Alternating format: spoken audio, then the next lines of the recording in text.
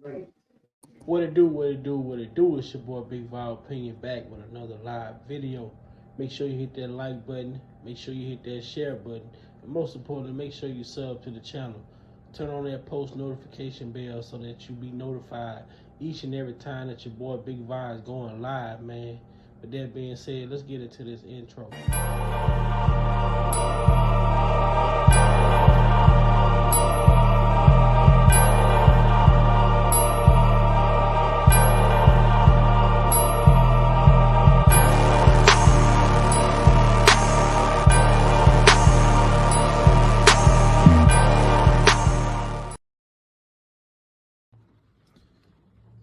Welcome to Big Vibe Opinion.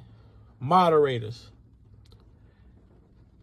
with my permission, any negativity in the chat should be hidden from this channel. This channel is a negativity-free channel, drama-free channel, and we are here to push the message out. We will not be distracted. So with my permission, any negativity in the chat should be hidden from this channel. Welcome to Big Vibe Opinion platform. There's haters. I don't have a message. I don't take my time to respond and to defend myself. Why would I do that? I'm giving you a microphone if I'm doing it. I'm giving you solace that you're in my life. I don't care. I really don't. So if it's been that way all my life, you would think that I'm used to it. I'm not new to this. I'm true to this, and I keep going. So I'm good with that, man. I'm good with that. This is a comfortable place for me.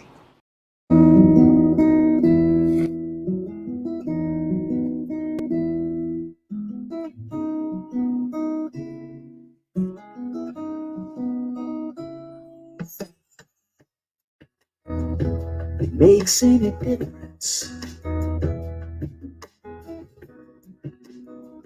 I still love you, girl.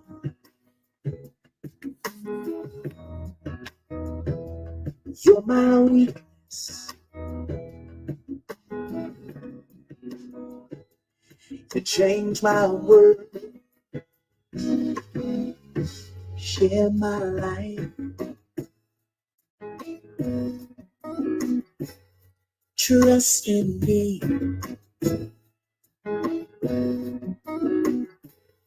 You're all I want. Everything I need. Ooh, baby. Hey, what it do, what it do, what it do. It's your boy Big Vibe Opinion back with another live video tonight. And we about to break down part 2 of this interview from earlier today, from this news report that we did earlier today.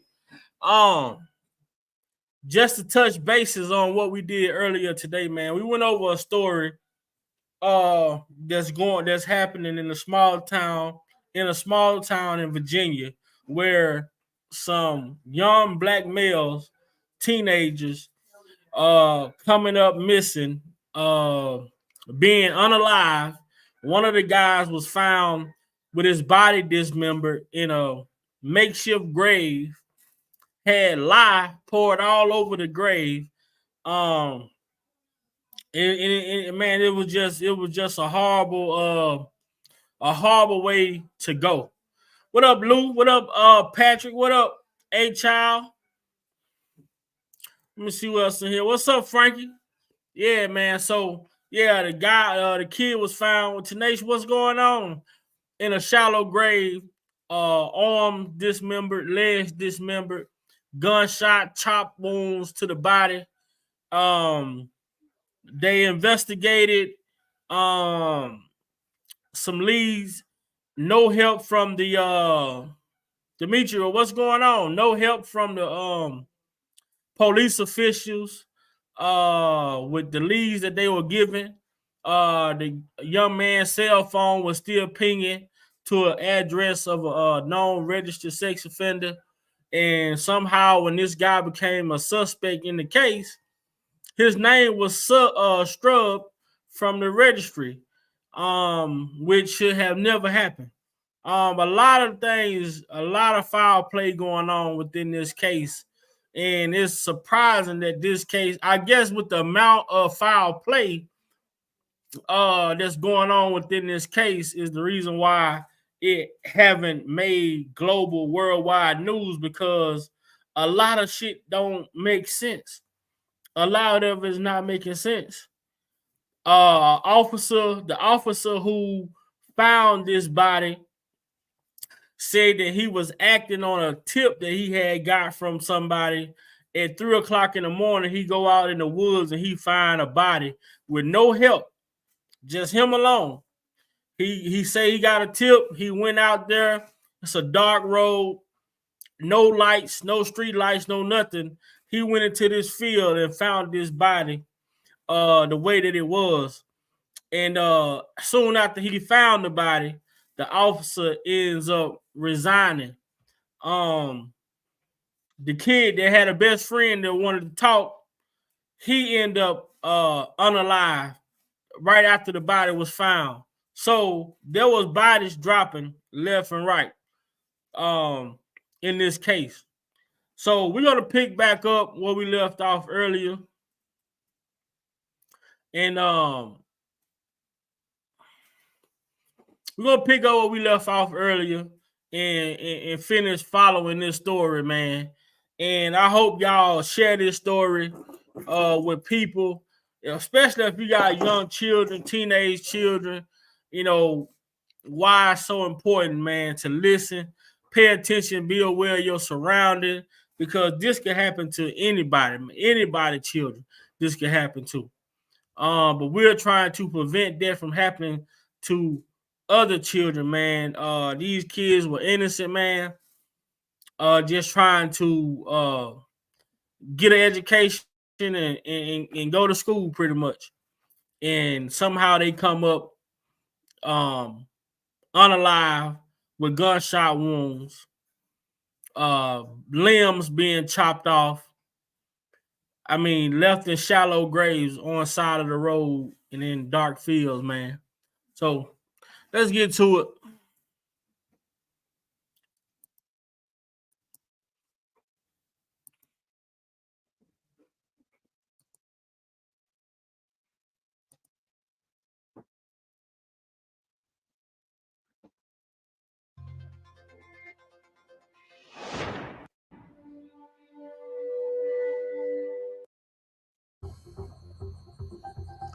Why did Jorge has always put the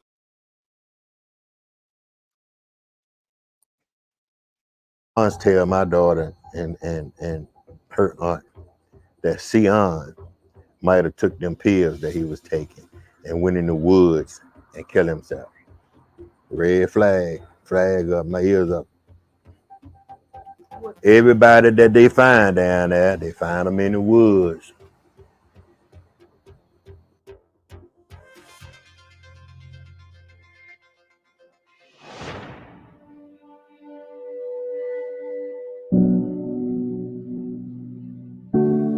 Yeah, this should have not been his final resting place.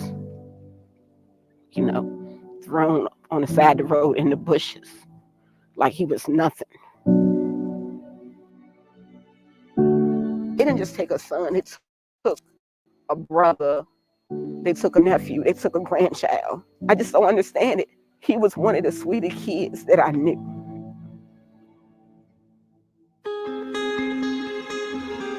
Antonio Rich. He was 19 years old and been shot several times. His body was discovered in a ditch on Moore's Ordinary Street in Kinbridge. So Antonio Rich and Brandon Lee were cousins. And like Sion with his grandmother and Brandon Lee, of course, Rich lived on Center Street at one point in his life.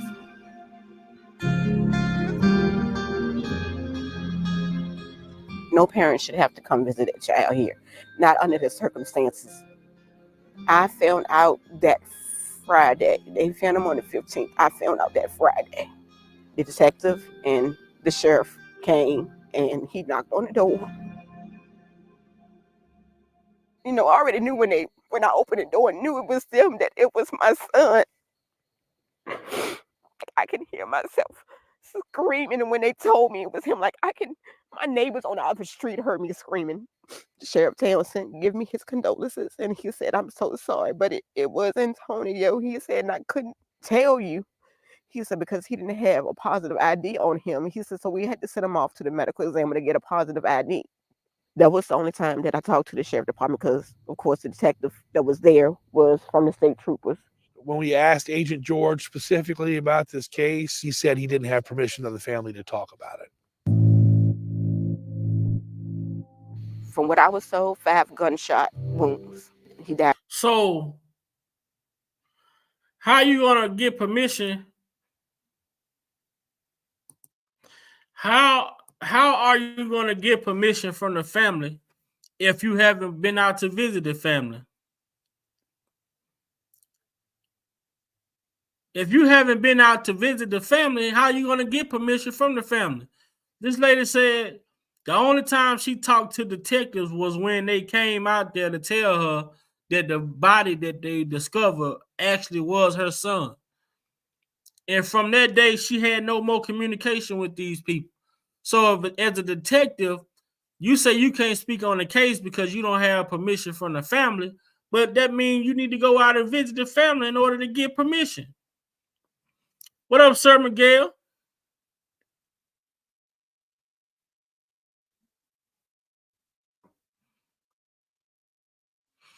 Of course, Demetri. Of course, that officer was lying.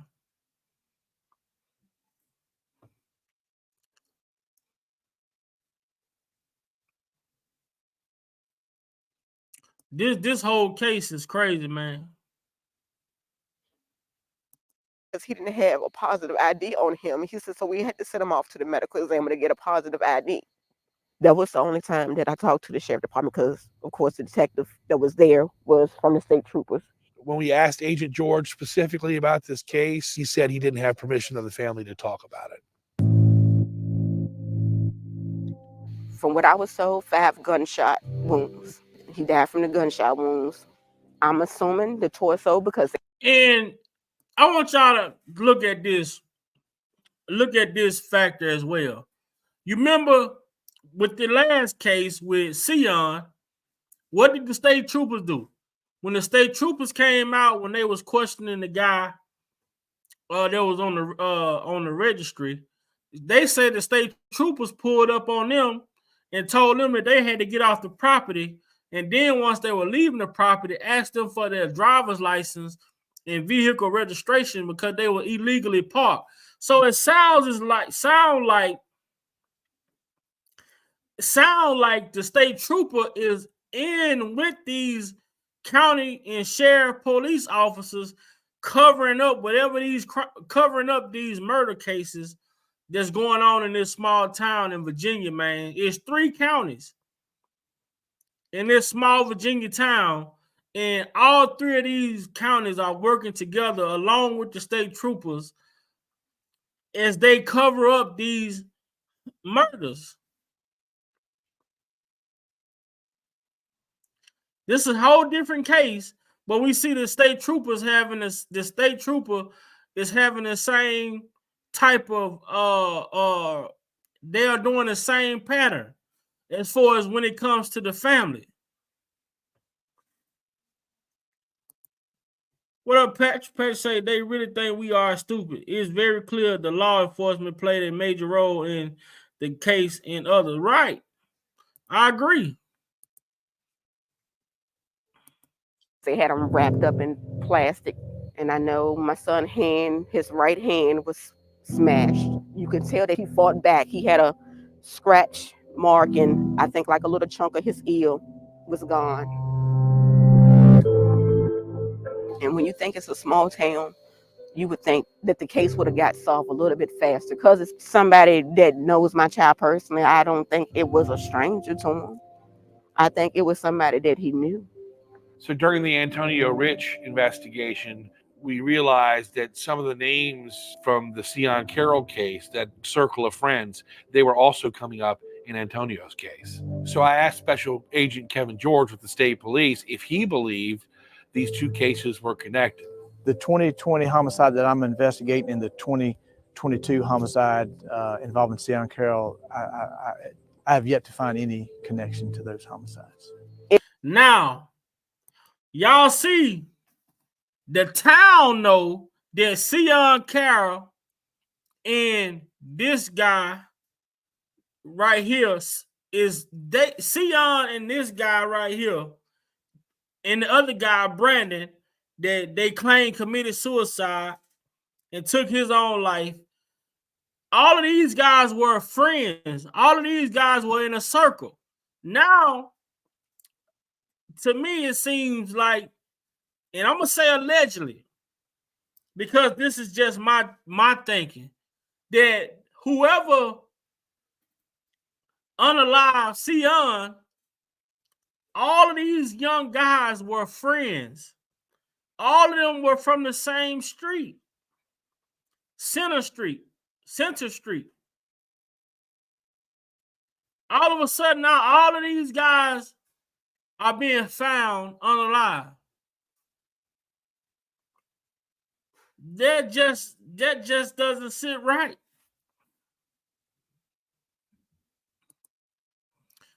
Patrick said the state trooper are helping because they murderers. So the murder is one of their own. Yeah, I believe they have a lot of involvement in it. Believe it or not, small towns like this work together and wash each other's hands. And I agree. I'm from a small town. It's the same shit. It ain't about what you know. It's about who you know. And if you know the right people, you can get away with a lot of shit.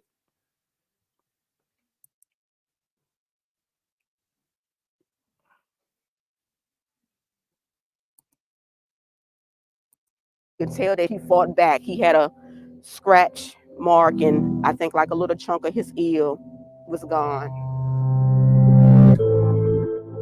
And when you think it's a small town, you would think that the case would have got solved a little bit faster because it's somebody that knows my child personally. I don't think it was a stranger to him. I think it was somebody that he knew. So during the Antonio Rich investigation, we realized that some of the names from the Sion Carroll case, that circle of friends, they were also coming up in Antonio's case. So I asked Special Agent Kevin George with the state police if he believed these two cases were connected. The 2020 homicide that I'm investigating and the 2022 homicide involving Sion Carroll, I have yet to find any connection to those homicides. It seemed like the police don't care enough because every time you hear somebody make a comment and they keep making a comment, oh, it's drugs, it's drugs. Drugs is not the root of every problem in this small town. Have you come across anything like? And see, and that's the problem right there. They are associating everything's drug. And this is why they populate small communities with drugs the way that they do. It's by design. It's no accident these little small towns is being able to get a hold to the type of drugs that they're getting in these small towns. If it ain't the town people that's over the town that's putting it in the town. And once the town get infested with drugs, then when the crime rate goes up, they just start blaming everything on drugs.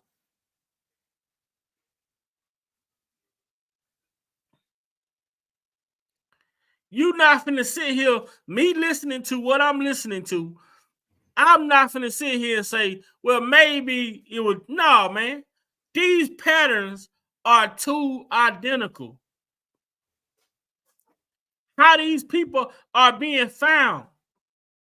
This young man, Sion, was found with his arms and legs dismembered from his torso. But they say he committed suicide. What the hell? So when did he take his parts, his body parts off?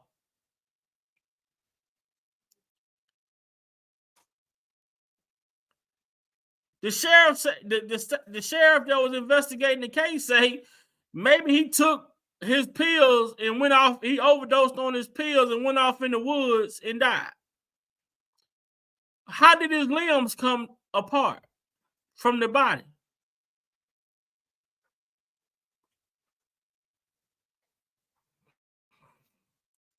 Right, Petch. Every time we saw here and watched George Floyd, we watched this live. And first thing they say, it was the drugs that killed him. Now here you go here now with this case. These young men being found in shallow graves on side the roads and fields, and the state troopers are saying it was drugs involved.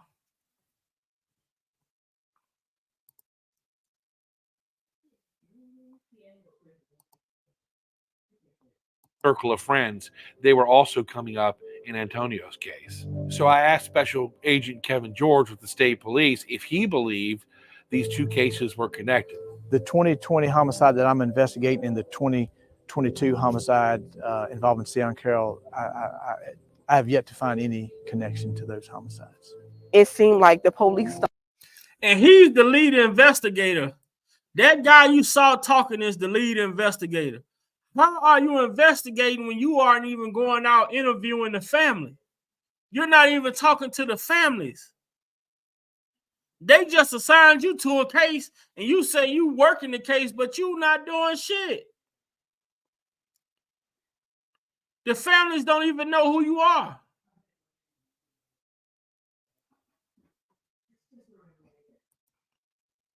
They always associate our race with drugs. True.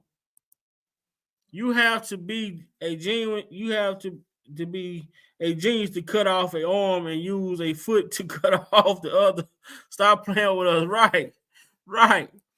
They want us to believe this bullshit though. Then they say he killed himself, the guy Sion, the first kid, but he poured a lie on top of himself too. He put himself in a shallow grave with limbs and debris, limbs and sticks and shit covering him. He covered himself up too. Okay.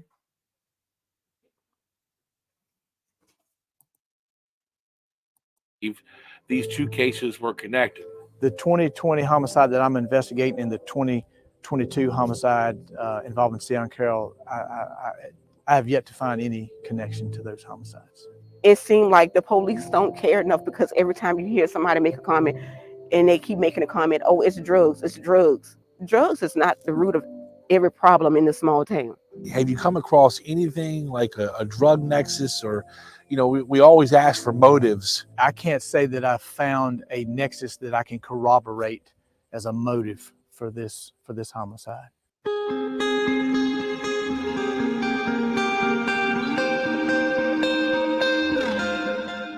Sometimes I just think, was he dead when they dropped him off? Was he suffering?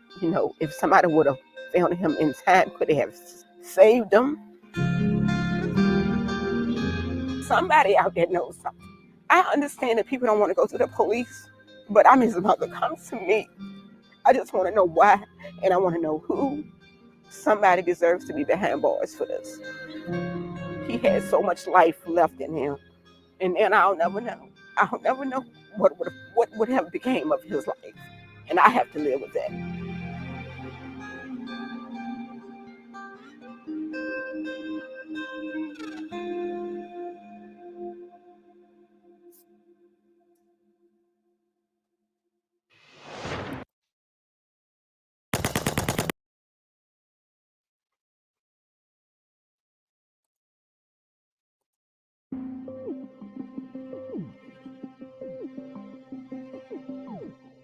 Center Street was just a love little spot. We call it the bottom.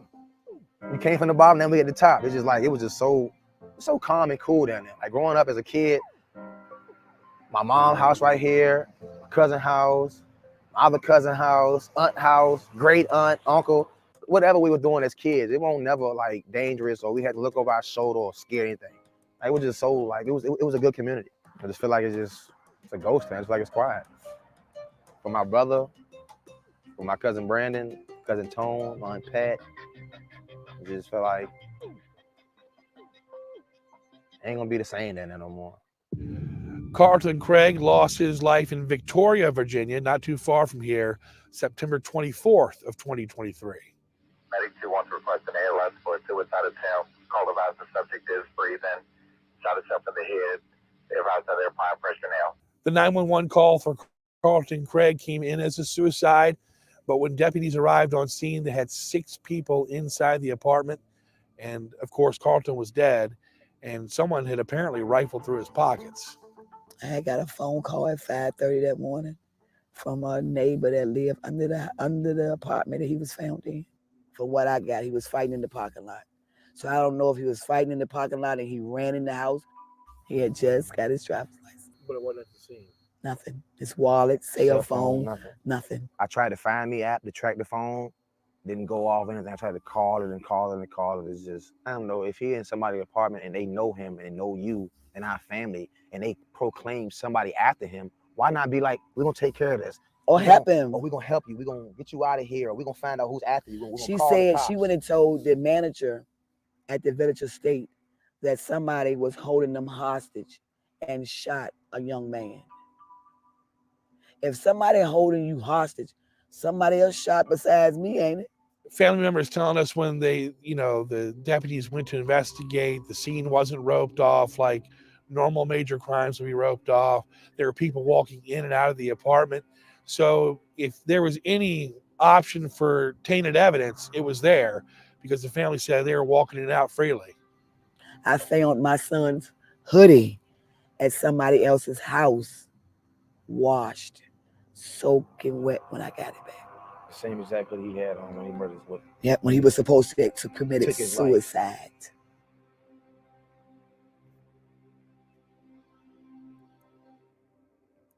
I mean, just so much foul play, man.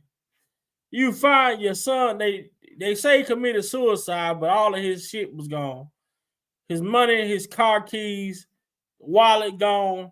They took the hoodie off of him, everything.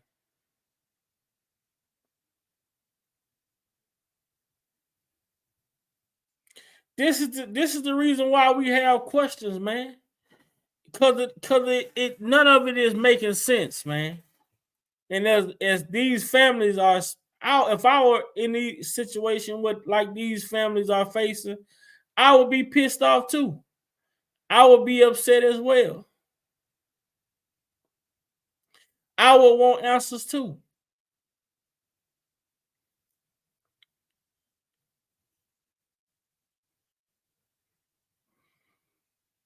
None of it is making sense.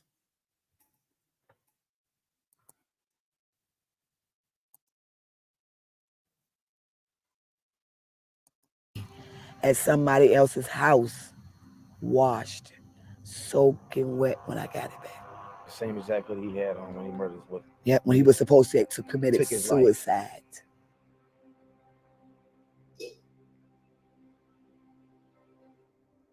Just ruled it as a suicide and cleaned him up. Well, picked him up and put him in a damn body bag. Excuse my language. And just told everybody, let's back to normal. Blood up in the apartment. I had to see my mom clean my brother brain off to the floor, man. It's all right though. Just really getting to the details. There's so many facts and pieces to the puzzle. I just feel like it's not all put together. And I want justice, one way or another. That's why I'm talking and making phone calls and trying to get to the bottom of it. That way I can help out as best way as possible with this and everything else going on. But this right here is my main concern. This is my little brother. So I feel like I just need a little more help with the sheriff and anybody else that got questions, people that was in the apartment, people that he called that night, people that seen him the night before or prior that night. I just want a little more than what I got right now. So that's all I'm asking for. There'll never be no justice. Just tell me, how could you kill my son?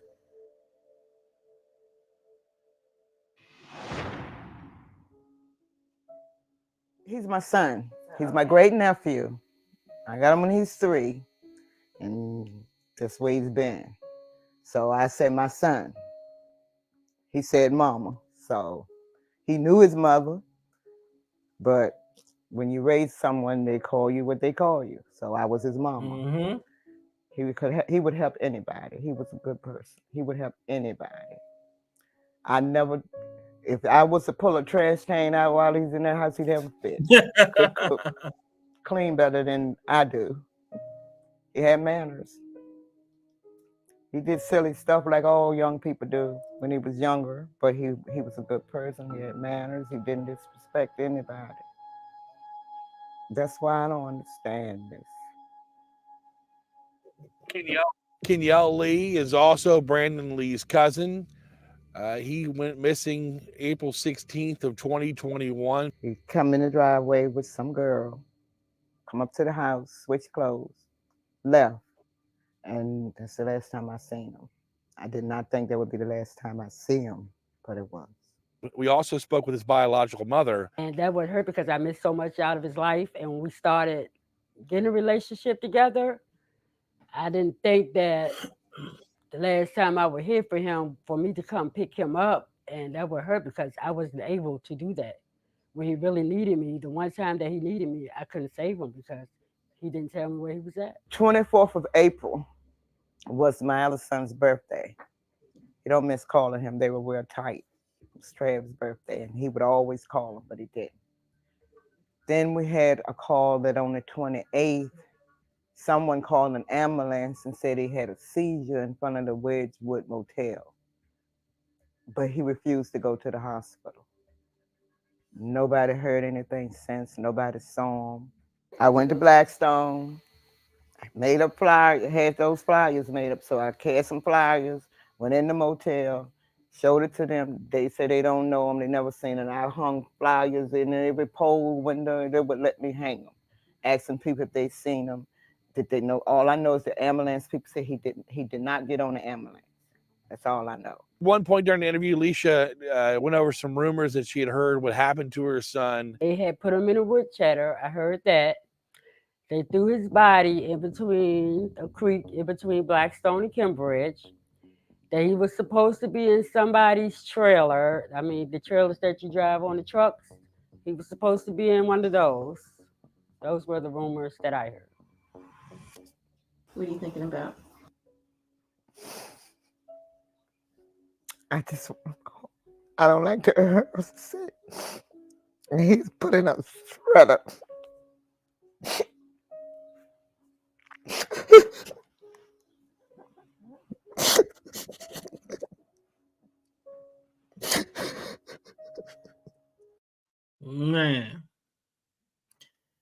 Man, can you imagine hearing something like that about one of your children, your grandchildren, and he been put in a strata? I mean, it's bad enough he left to never be seen again, but the rumors that are circulating, and I always say, man, when the rumors circulate, yeah, it's some truth in the lie, and it's some lying in the truth too.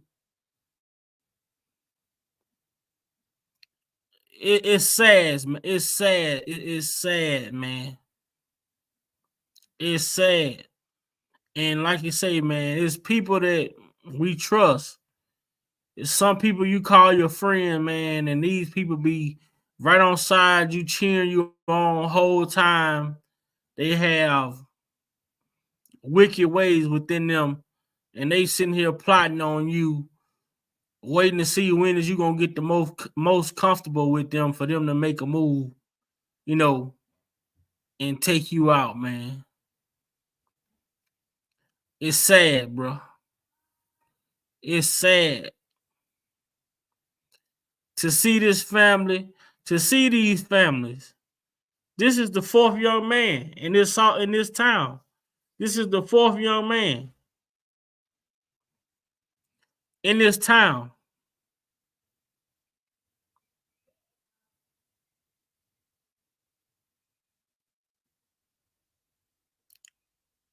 To come up missing.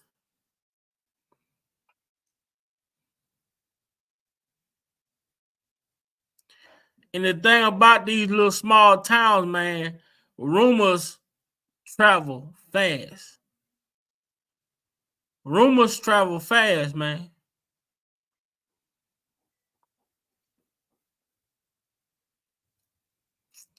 Man, it's sad, man. To see this lady hurt crying like that, man.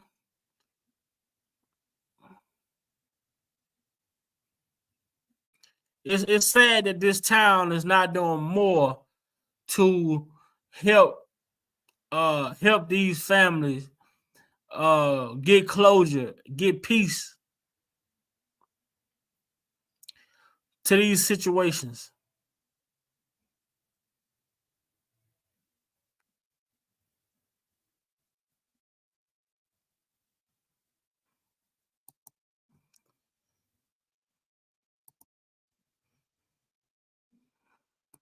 One of those were the rumors that I heard.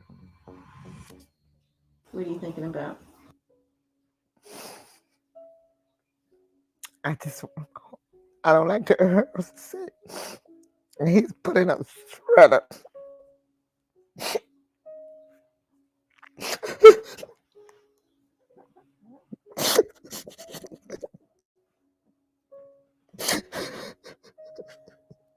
And it's a lot. It's people that knows what happened. It's people that knows what happened to my son. Because, they're like throwing bits and pieces out there. The officer came to me and told me that my son was deceased. He said, I can tell you that your son is deceased. And there's two particular people in Lunenburg County that knows what happens to your son. He said, I will give you further details when I find out more. That was the last time I heard from that officer. That was about 2 years ago. I don't accept that. I never. You hear this? It say they were told that it was two people who knew information about what happened to their son, but this family say they haven't heard from these officers investigating this case in 2 years.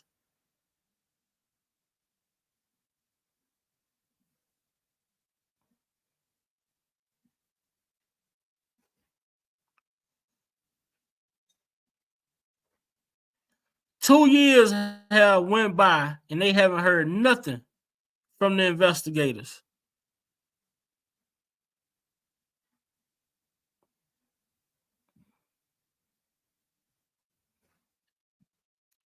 Man, it don't supposed to be like that.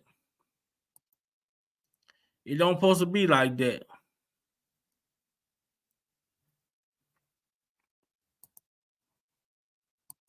Never will until I have proof that he's gone. I still look for him to come through the door. I feel like nobody's looking for him. Like we're the only ones wondering where he's at. What happened? I don't feel like he just walked off because he would not do that. He's been a traveler, but he would always let me know where he's at. He never missed a birthday. He never missed Mother's Day. He's going to call me. I'm going to know where he's at, but I don't. And it's just, you can't just vanish like that. I believe he's out there somewhere.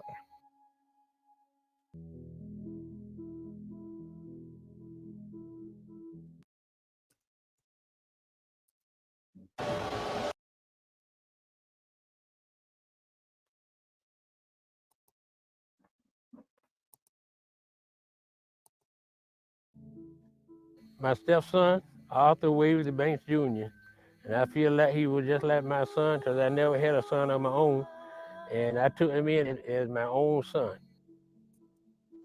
I was the last one to see him alive, and that day that I saw him alive, because I always pick him up and carry him to town and then bring him back. That day he was happier than I ever seen him in my life. And he was talking about doing some work to the house that we had up there where he was living in. I told him, go ahead, help yourself. And that was the last time I talked to him. We owned property that was formerly owned by my granddad and my father, where we standing now. my heritage, and this is where I was born at, on this property also. You know, so we down the road from Seaway. The whole farm is like 80 some acres all together. I named this road over here. See, yeah, when they named the road, I told them I want to name it Sea. Because there's been a lot going on since we left from over here. With it started here, and then up there, we don't actually know, what all going on, and nobody saying nothing. He always liked to be around a lot of guys, and he always liked to walk down these woods where you see behind me. And he used to walk through these woods, and we tried to stop him from doing it, but he would never do it. He loved to walk through the woods.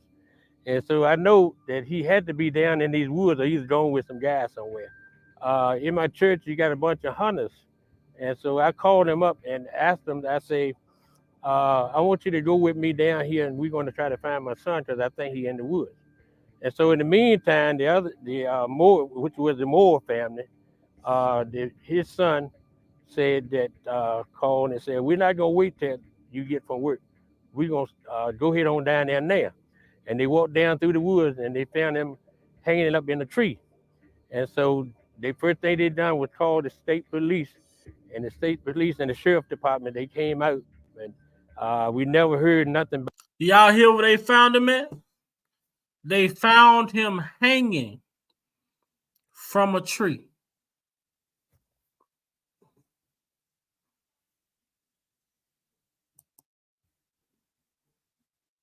To be around a lot of guys. And he always liked to walk down these woods where you see behind me. And he used to walk through these woods, and we tried to stop him from doing it, but he would never do it. He loved to walk through the woods. And so I know that he had to be down in these woods, or he's going with some guys somewhere. In my church, you got a bunch of hunters. And so I called him up and asked him, I say, I want you to go with me down here, and we're going to try to find my son, because I think he's in the woods. And so in the meantime, the Moore, which was the Moore family, his son said that, called and said, we're not going to wait till you get from work. We're going to go ahead on down there now. And they walked down through the woods, and they found him hanging up in a tree. And so the first thing they done was call the state police, and the state police and the sheriff department, they came out, and we never heard nothing back. The police report or anything, we never heard nothing from them. And then when we got the medical examiner paper back, that it was suicide, and we never could find out exactly what happened, and we left. I mean, so our people, I mean, we just hanging ourselves. They found this man hanging from a tree, and a medical examiner just say, oh, it was suicide, no foul play. Just automatically assume it was suicide.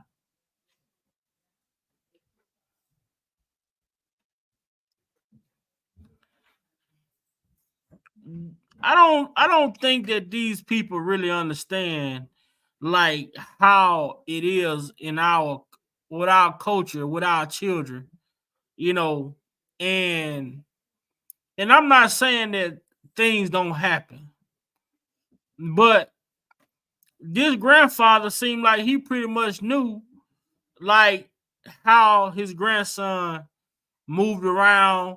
Like you say, he used to tell him, stop going through the woods, taking those shortcuts and different things when you walking and going places, because see, the OGs, the grandparents, they understand how things were back in the day. So they're not trying to involve, they know what it leads to. You walking off in the woods, taking a shortcut where it's really nobody can see what's going on in those woods. But if somebody's following you, somebody is studying your movement, tracking you, to attack you, they wait till they see you in those woods and catch you. And here you go with a situation like this, man. My grandfather used to always tell us, man, do not go in those woods. This is the reason why you used to hear your grandparents tell you or your parents tell you, you better be home before the street light come on. You know, living in these small towns like they're talking about, there are probably 3 or 4 street lights on them. They got only have street lights on the major roads. That's why they used to tell us the importance of staying visible. You got to stay visible. So if someone tried to attack you or someone tried to accuse you or something, you got an alibi. But when you're traveling through these woods, nobody can see you. But let's continue.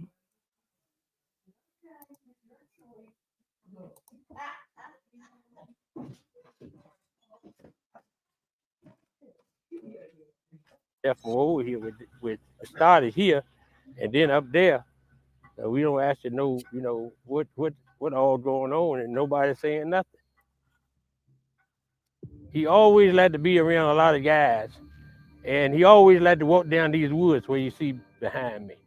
And he used to walk through these woods, and we tried to stop him from doing it, but he would never do it. He loved to walk through the woods.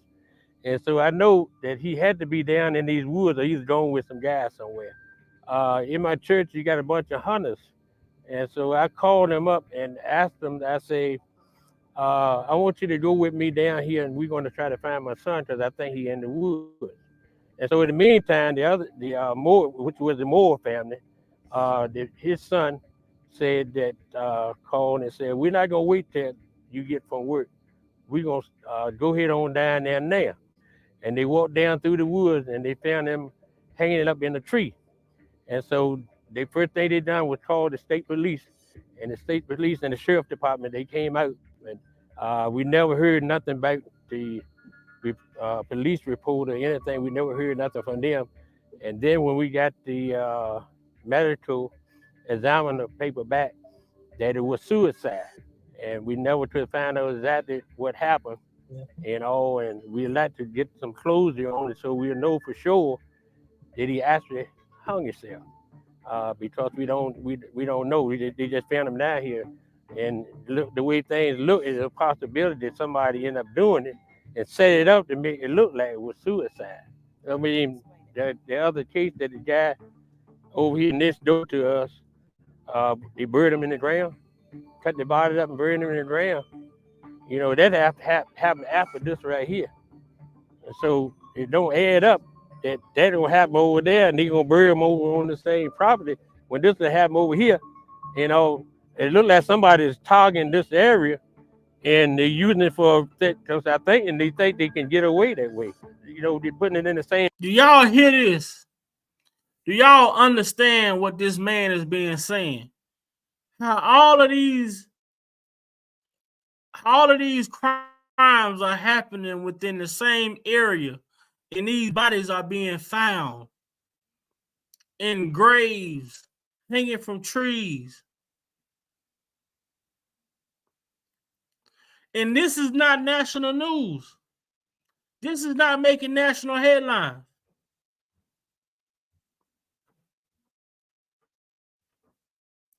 How is that possible?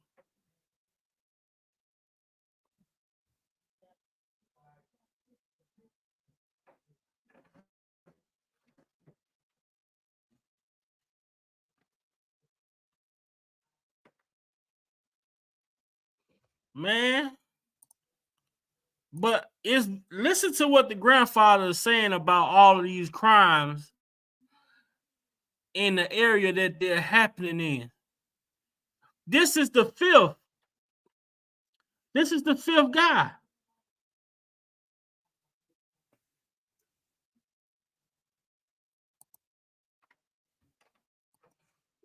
Same area, on the same part of the land, and you know, it should be some connection there somewhere.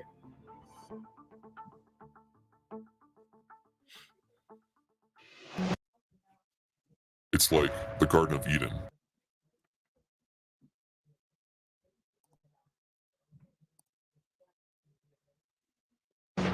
The sad truth is that victims of crime don't have power and they don't have influence.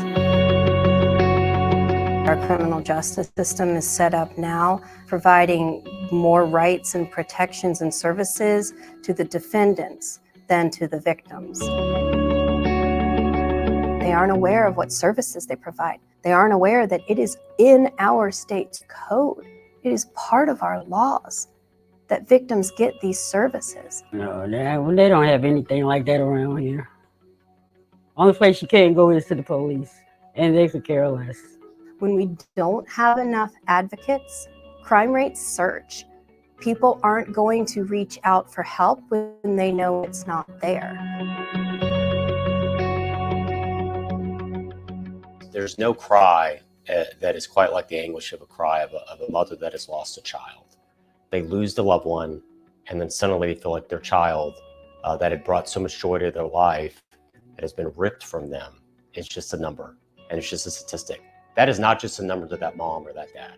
They didn't just take a son, they took a brother, they took a nephew, they took a grandchild. We have an entire division in our office. We actually helped create it, called Special Investigation and Cold Cases. Part of the reasons why I even ran for this job is I felt like I needed to be the voice for the victims. Sometimes you just feel so frustrated that you feel like you're not being heard. And quite frankly, I feel like I'm not being heard when I ask them about Kenyelle. It's like, nobody cares but us. We've actually asked for expansive authority to be able to go into some of these localities. Well, it seems like the Attorney General has tried before to get legislation passed. So on some of these cases that are in the outlying areas where they don't have the resources that like a Richmond City or Petersburg City has, well, then the Attorney General can step in and help bridge that gap and help solve some of these cases. So far, it's gotten out of the Virginia House, but keeps dying in the state Senate. It seems like the state Senate, there is a need for this. I mean, obviously there are cases that are backlogged and aren't going anywhere because people don't want to play ball. I have a sneaky suspicion that, unfortunately, partisan politics may have something to do with this. I think they do not want. But that's not what this is. This is family. I agree with you. This is about victims. This is being a second chance for those victims, giving a voice for them when they feel like they have no voice. But right now, unfortunately, this legislation keeps getting stymied in the General Assembly. Michael Folks is running for sheriff here. He is a deputy from Prince Edward County at the neighboring county. Election night, I know that I was watching this election because there's been a lot of talk as we've done these stories here in Lunenburg about law enforcement. And election night, when I went to bed, Folks was up by 120 some odd votes. The next day, he was down by 24 votes. A platform that I had was during my campaign was a. Y'all hear that? Y'all, this is the type of shit that go on in these small communities. You see him, the man say the night before the night of the election, before he went to bed, that this guy was up by 124 votes. He said by the time he woke up the next morning, the guy was down by 24 votes.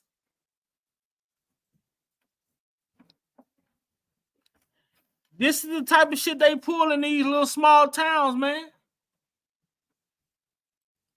I'm from a small town. Everything that these people are talking about as far as law enforcement go, I have witnessed it. I've seen it.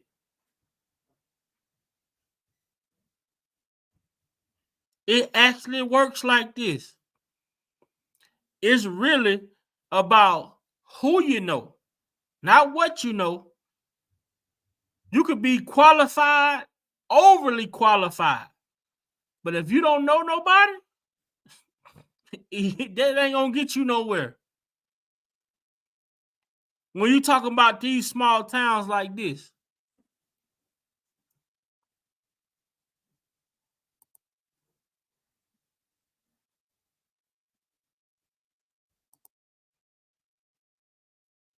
Senate. It seems like the state Senate, there is a need for this. I mean, obviously there are cases that are backlogged and aren't going anywhere because people don't want to play ball. I have a sneaky suspicion that, unfortunately, partisan politics may have something to do with this. I think they do not want. But that's not what this is. This is family. I agree with you. This is about victims. This is being a second chance for those victims, giving a voice for them when they feel like they have no voice. But right now, unfortunately, this legislation keeps getting stymied in the General Assembly. Michael Folks is running for sheriff here. He is a deputy from Prince Edward County as a neighboring county. Election night, I know that I was watching this election because there's been a lot of talk as we've done these stories here in Lunenburg about law enforcement. And election night, when I went to bed, Folks was up by 120 some odd votes. The next day, he was down by 24 votes. A platform that I had was during my campaign was the importance of a 24-hour coverage. You know, we have to think about when a lot of these shootings and homicides are happening. They're happening after 12 o'clock, midnight. From 12 o'clock, you know, at midnight, from 8 o'clock in the morning, there is no deputies whatsoever on the road. They're on call for 8 hours. So we have 8 hours that the county is not safe.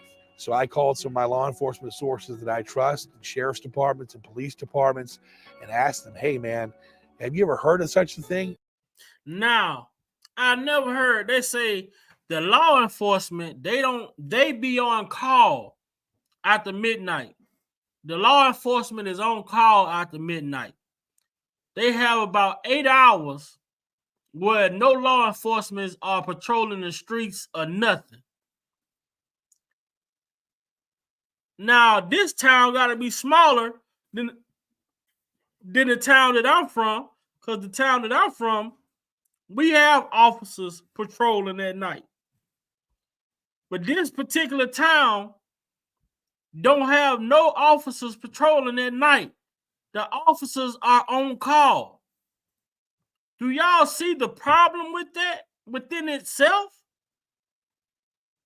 So that means when the second shift goes off duty, it's the Wild Wild West.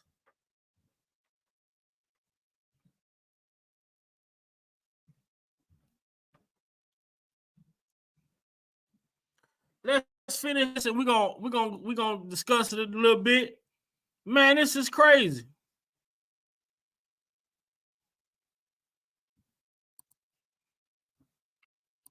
And election night, when I went to bed, Folks was up by 120 some odd votes. The next day, he was down by 24 votes. A platform that I had was during my campaign was the importance of a 24-hour coverage.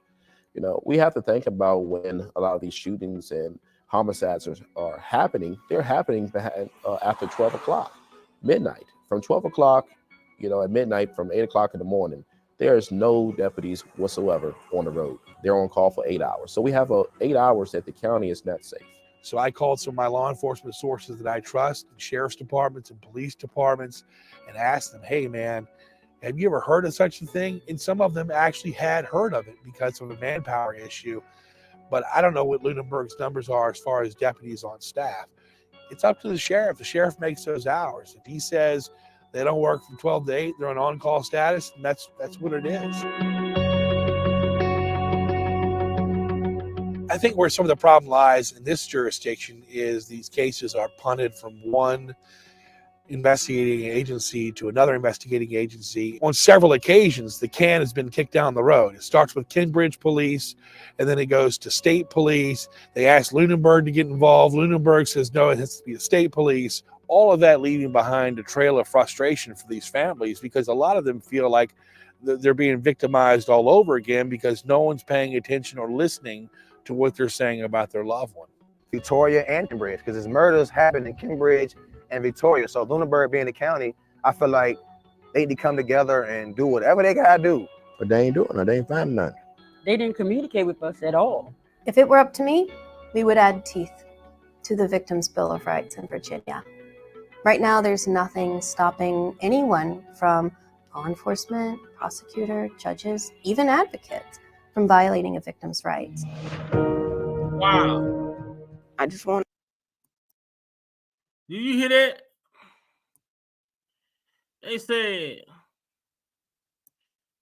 They said there's nothing in this state of Virginia that's stopping law enforcement officials, anybody from violating victims' rights.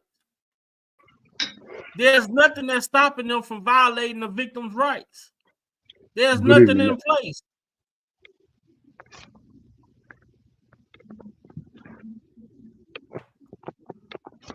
What's going on? Let me I'm finna finish this last couple seconds off, and then we gonna go to the panel. Okay. Good evening, everyone in the chat. Blessings to everybody in the chat. And Miss Fad, what's happening with you, beloved?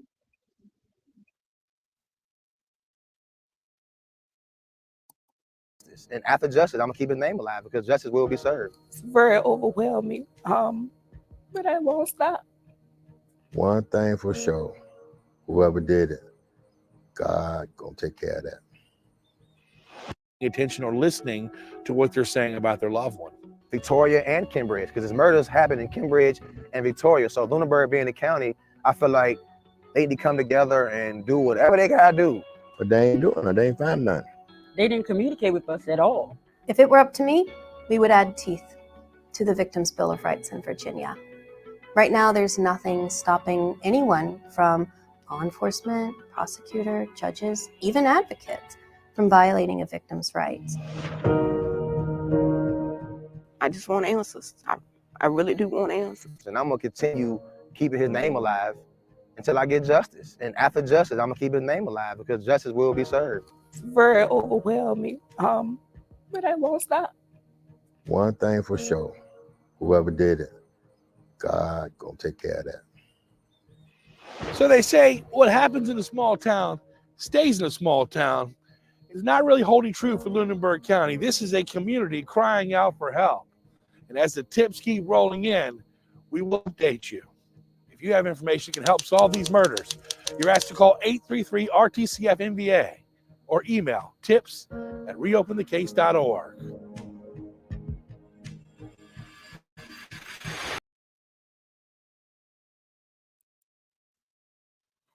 Man, that's crazy, man.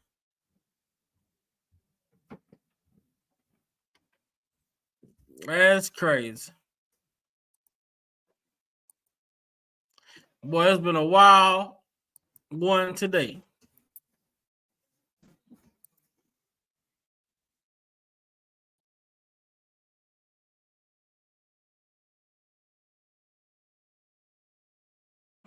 Where is Ben Crump when you need him?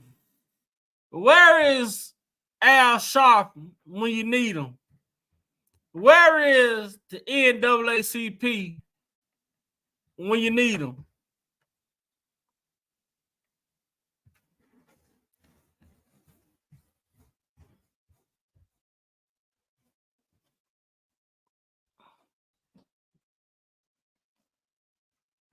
Just a question. Where are these advocates? Where is Black Lives Matter when you need them? We just witnessed 5 Black American men who was mysteriously unalive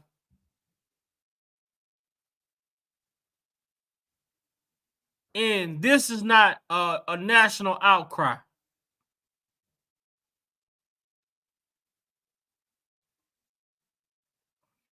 How is this not a national outcry?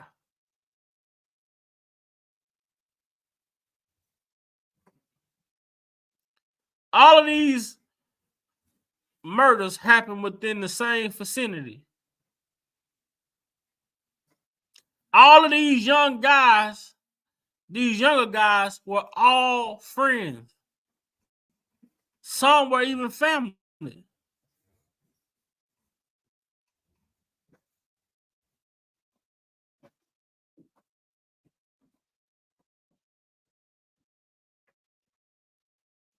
What up, Unc?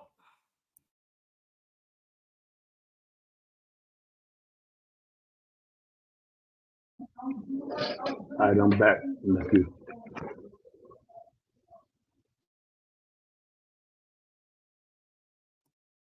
I agree, Lex. Pressure need to be, Lexington, pressure need to be applied. I agree.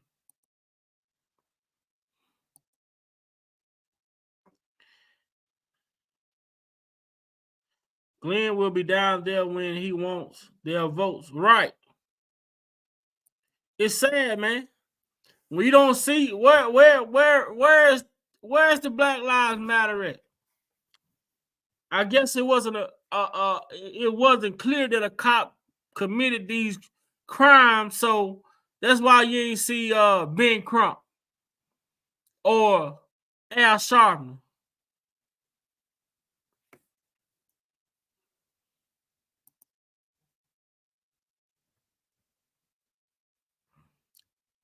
I agree, Patrick.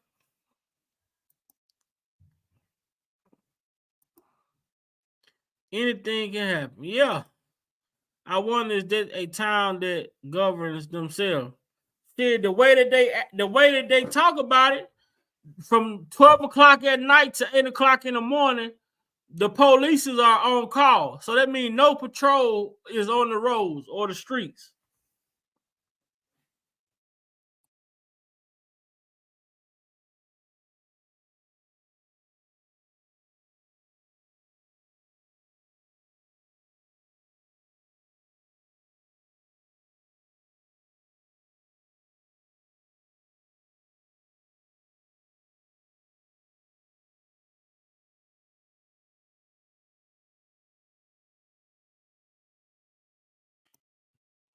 It's a sad situation, man.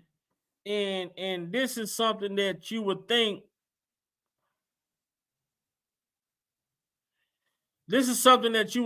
would get a lot of attention. You know what I'm saying? But I do understand that it's not bullshit. This is something real serious. So I understand that you're not going to see a lot of people in the chat commenting, going back and forth, because this is a serious issue. This is a serious matter. We may all have children, young children. We may all have nephews, nieces, cousins, whatever. These type of situations can happen. We need to make our children aware, teach them how to look, watch their surroundings, pay attention to everything that's going on around them. We need to teach them by how to judge your friends, how to look at your friends. Situational awareness, man.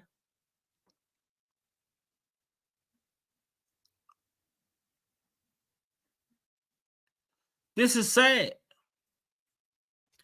It was sad. From the day I got this story, man, I was like, what? And then it just seemed like one person after another person, after another person, after another person, after another person. Like all this shit happening in one little small town.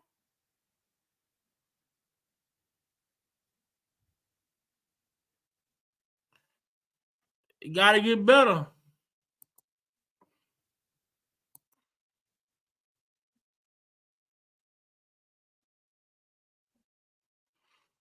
Right, because they wanted to come down there for the Kendrick case because they thought they wanted to get some money.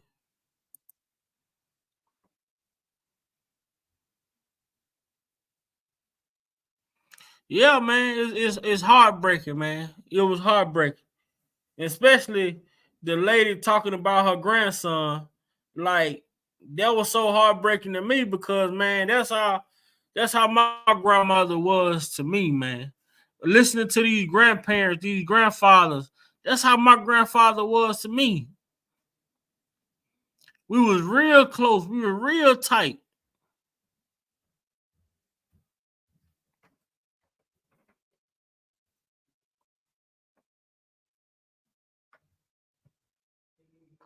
It's just sad, man, that these type of stories don't get the national exposure that it should have. So, nephew, that is the reason that we should be pushing this like we did the other cases, like with the Bill Cosby, Mr. Kelly's case, and et cetera, et cetera. We should flood every platform that is of our community and other platforms that we know that stands up for justice, no matter what the ethnicity is. You know what I mean? And we need to keep flooding it and flooding it. And that's the one thing about social media that you can use it for goodness and justice and awareness. And that is the way, and I'll yield back on this last point. That's why we have to be so careful with our eye gate, our ear gate, because they purposely, the power that be, flood the algorithm with all the foolery to distract. And it gets to a point in that freeway, it desensitizes you to that you're not concerned until it comes knocking on your front door. You don't never want it to get to your front door or your neighbor's front door, no matter how many miles apart that you are. But that's what all of this foolery has done. It has causes us as humanitarians to be desensitized when we see traffic like this. And these evil people in these particular places take advantage of that. I yield back.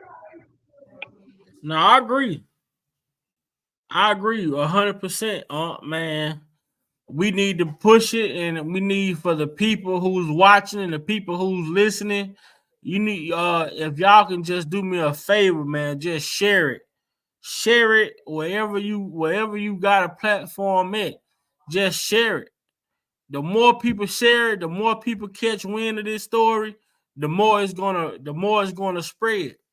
But the story cannot spread if we're not doing our part as far as sharing it. The story is gonna do what it's been doing this whole time, and it's just falling short and falling on deaf ears. These families that's going through these tragic situations, speaking on the detectives and officers never even coming back to even give them an update. Y'all They, that low down that y'all can't even get these families updates on the investigation. they need our help. They need our help. They need help from their other brothers and sisters from other communities across the globe. So it's time for us to step up. Yep. And most definitely we need to step up by sharing this, sharing it out. We need prayers. We need all the prayer warriors, man, to pray on this situation, man. Pray that God shed light on this little small town, Lunenburg, Virginia, over here in Kenbrook, Virginia, where all of these tragedies are taking place and no one is being held accountable for it. Nephew, is this the same place or not? Virginia is the state, correct?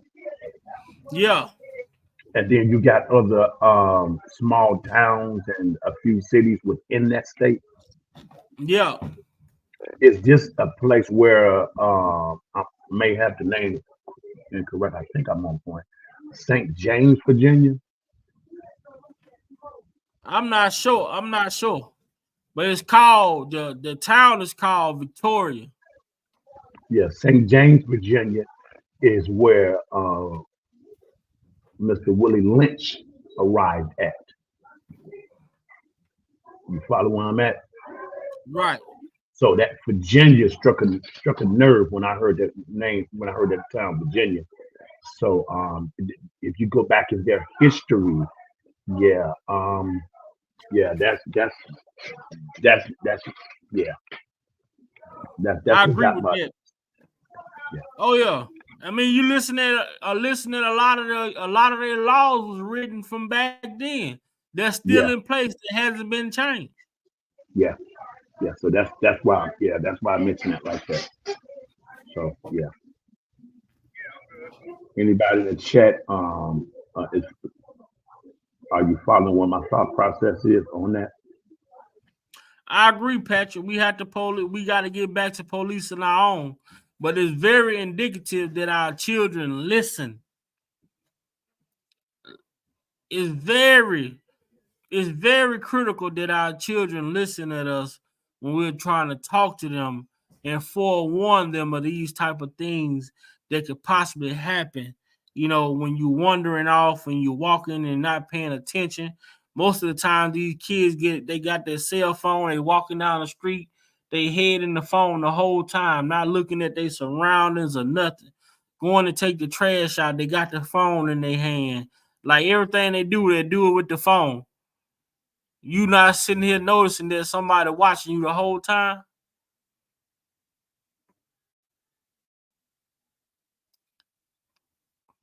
Yeah, that's correct, nephew. Because I witnessed that. You know what I mean, in our city. What's up, Provoke Thought? What up, Prophet?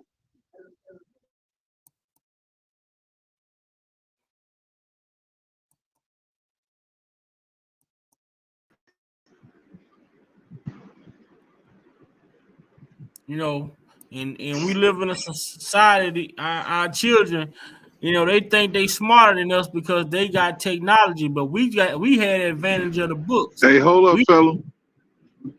Okay. We had textbooks. We had the real truth. Now they telling y'all what they want y'all to know. They don't There even you want go. y'all to go read shit. There you go. There you go. They want y'all Yeah. to say, "Hey Google," or they want y'all to say, "Hey Siri." They don't want Right. y'all to read. Yeah. Yeah. I think one of the most wealthiest places that our community can take advantage of that we fail to do is the library. Yeah. I agree, Patrick. I tell my son all the time, man, you got your head down, never looking at nothing that's going on around you, man. The pastor talked about it in church one Sunday. He said, man, these cell phones have fucked families up, communicating. You be in your room, your children in the other room, y'all texting, go clean, go wash the dishes, go do this, go do that. You sit at the table, everybody got their cell phone in their hand. You go to restaurants. Man, and look at the table. Everybody at the table, if they not eating, they in their phone.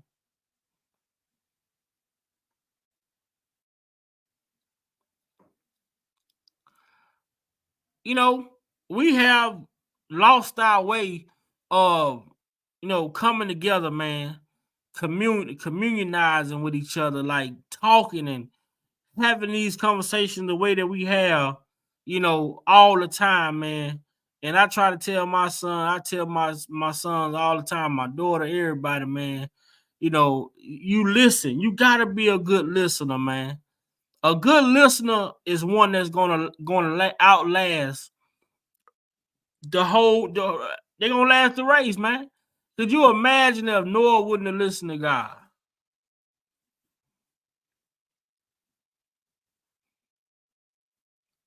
How differently that story would have been? You see what happened when people didn't listen? Don't eat from this tree. You are not to eat from this tree.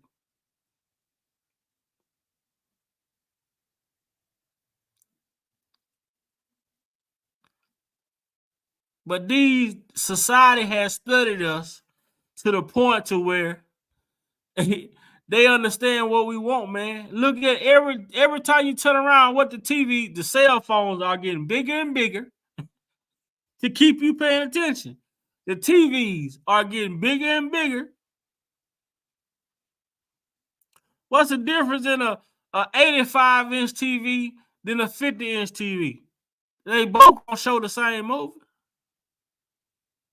But it's the illusion that they said bigger is better.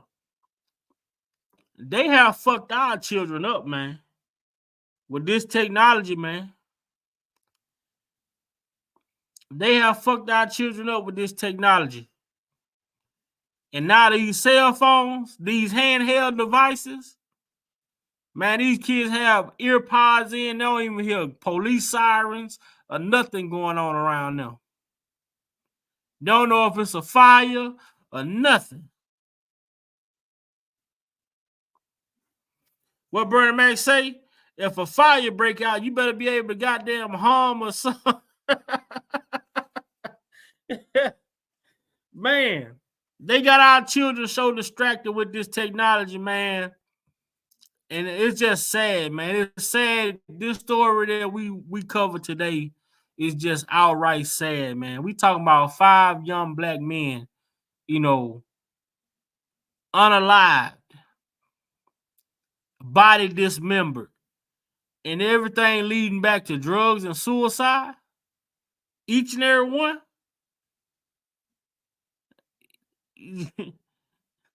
But it's so much foul play. You can point out so much foul play versus calling it a suicide.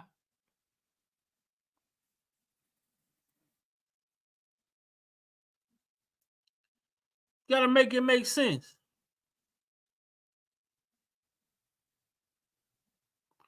These families crying, heartbroken. The police haven't even came out to talk to these people to get statements or even get them updates on these investigations.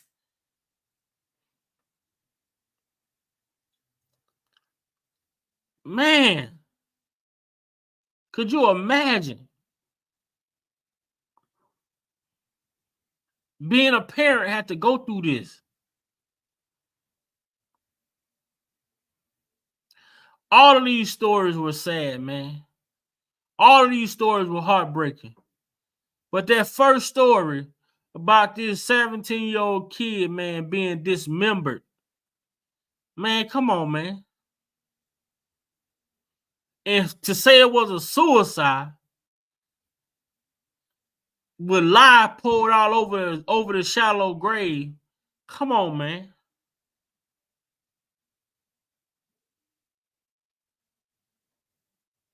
Why would you pour a lye over a shallow grave? Because you don't want the smell to reap out. Yep, covering up evidence.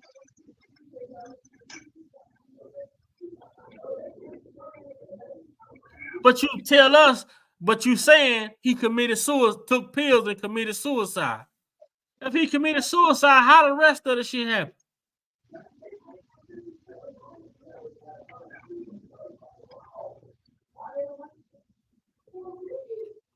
I guess we supposed to look at this like the old folks used to say when they looking for the remote control. I guess they must have grew arms and legs and walked out.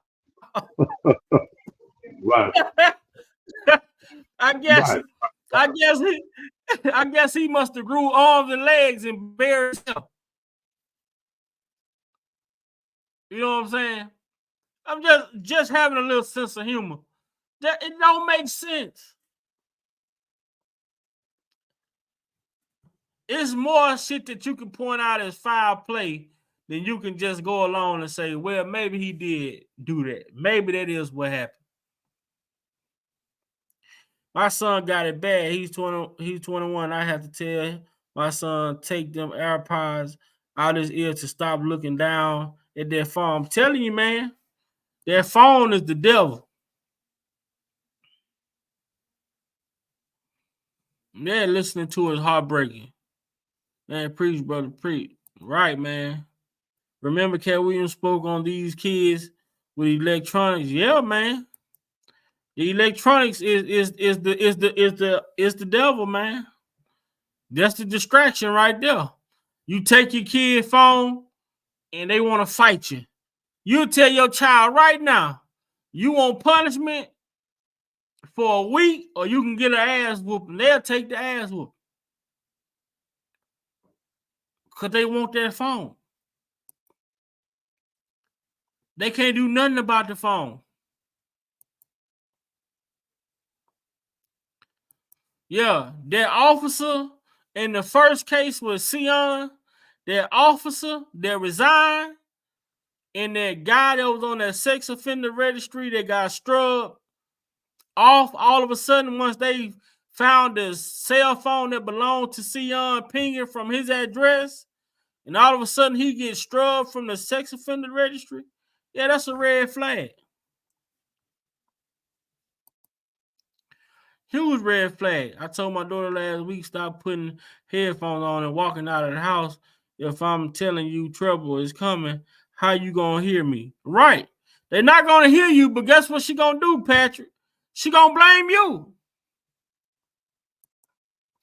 They gonna blame you when you and I already told them take those headphones off. You know, one thing as a truck driver, you know, I drive trucks. So as a truck driver, you can't have both of your ears covered while operating. You're not supposed to have both of your ears covered because you got to be able to hear for emergency vehicles and other things that may be going on around you. You can get a ticket for that. I ain't never heard of nobody commit suicide and burying themselves. Never, never, not in the history have I ever heard.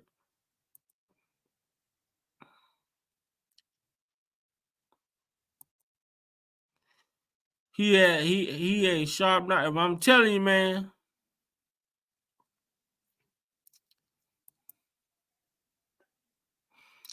But yeah, I'm not gonna hold y'all too much longer. You know, if y'all want to go back and look that story up, uh, this is the YouTube channel right there, Crime Insider, reopened the case documentary, Center Street. All of these kids, all of these kids was around this area that were, you know, found unalive. All of them come from the same area pretty much, man. And all of this is taking place in a small town in Virginia, Victoria.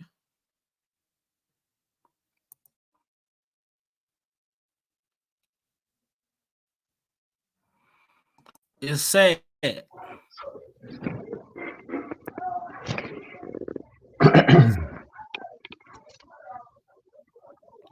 So I would really like, you know, for everybody, you know, y'all, we watched it and we stopped it and we paused it though.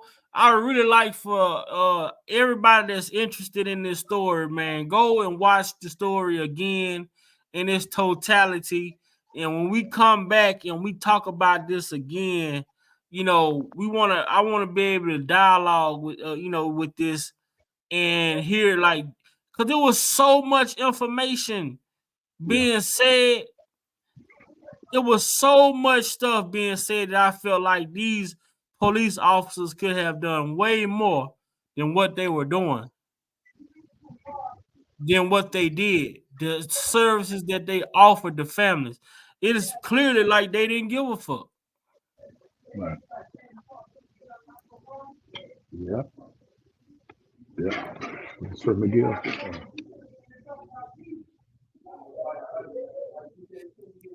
I agree, Sir Miguel. And I appreciate you sending me this story, man, because, like, man, it's heartfelt. I make my boys sit and watch this because Okay. Yeah. I don't, Yeah. I don't. What say, Yeah. That's good, nephew. That's good. Yeah. Yeah, man, because you know, because these kids nowadays, you can tell them 1,000 times, but they think oh man, you just talking or you old, you know what I'm saying. But when you show them this shit is very much alive and well, man. Your black your black male body is worth gold to these people out here that need it. Yeah.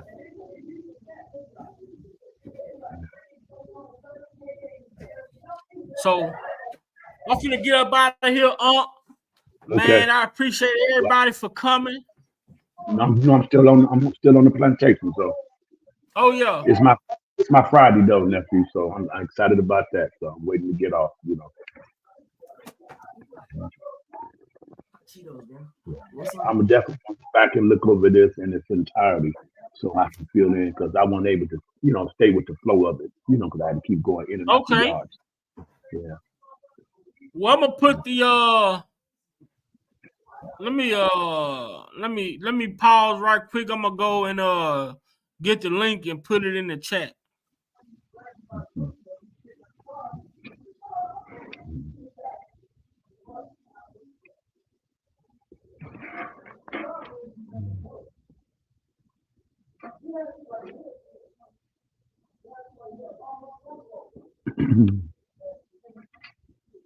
And to everybody in the chat, let us mention this town, these particular families that is going through this grieving process.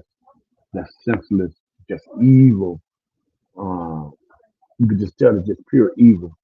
Let us just keep these family members lifted up in prayer and just spread the word throughout the social media platform. I know some other people are covering this and doing it. So we just got to keep on pressing, like we did with the Kells and the Bill Cosby and all the other injustice that we saw across the, various cities. We just got to keep on flooding, not give up. That's what gets attention. It has to hit the media and get worldwide attention, and they must address it. And then people come in that has, some weight, some power, some integrity, some influence, some support around them. They can get some stuff done. And we just got to put it out there. You know what I mean? Yeah, it's gonna take us to do the groundwork, the lead work, utilize what we can. Utilize what we can. We all can do something. And that's all I got to say.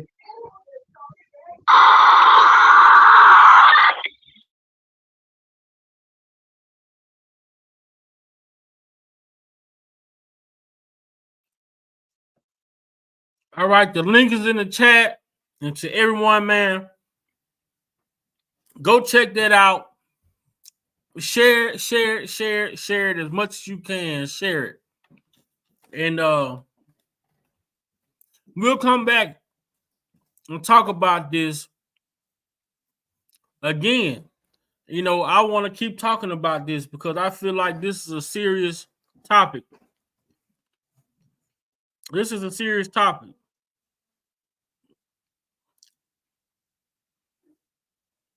Serious topic, man. Why these officers? Why is this town? Why is this town not communicating with these families about these incidents? So I put the link in the chat. Y'all be blessed. Let's pray for these families, man. And hopefully, with our help, we can shed a little more light on this thing to help bring awareness of what's going on. Yeah, we need to flood this. I think, nephew, coming across my mind, the next 21 days, 3 times a day, morning, afternoon, and evening, we need to flood the various Twitter, Facebook, Instagram with this story, all other platforms that's about justice and lifting up. Find those who are of other ethnicity that's about justice and, all that sort of thing. We just need to do that I think the next 21 days, and this is prophetic, the next 21 days, 3 times a day. Because in the book of Daniel, that happened with Daniel when he was getting the prayer, and his prayer seemed like it was held up for 21 days, he able to get the answer. And the reason why his prayer was held up is not because God wasn't hearing Daniel's prayer, because he's a praying man, but the enemy, the demonic forces, was holding it up. So by others praying collectively, that gave God more permission to double and triple, so to speak, his forces.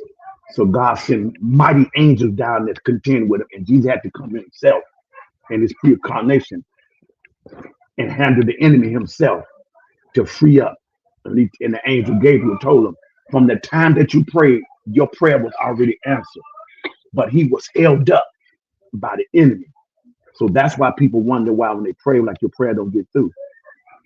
You have to, Big Vi, I got to pray. Punk got to pray. J-Rock got to pray. Some girl got to pray. You know what I mean? We all got to keep on rallying forces because the demonic forces are fighting against that. And God does not overstep the human free will and power of choice. So to get God permission so he doesn't violate that, we have to double and quadruple our prayer efforts. And then God can add more good angels to combat the enemy and push him to the side.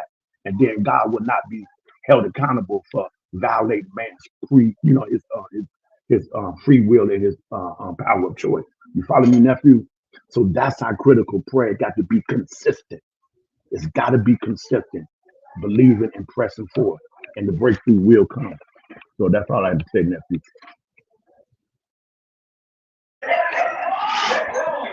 That's powerful, man. That's powerful, and that's how it gotta be. Consistently, man. A team effort, consistently being consistent, doing it as a team, sharing, and we'll get this story out in front of a lot of more people. Yeah. You too, darling. You too, darling. Bless you. It's always a blessing to see you, beloved. Everyone in the chat, y'all stay peaceful, stay prayerful, and just keep pushing this and keep pushing this for the next 21 days. 3 days, three times a day, morning, afternoon, and evening for the next 21 days. Watch God intervene. All right, nephew. Blessed to you, man. I'll holler at you later, nephew. Okay, All right.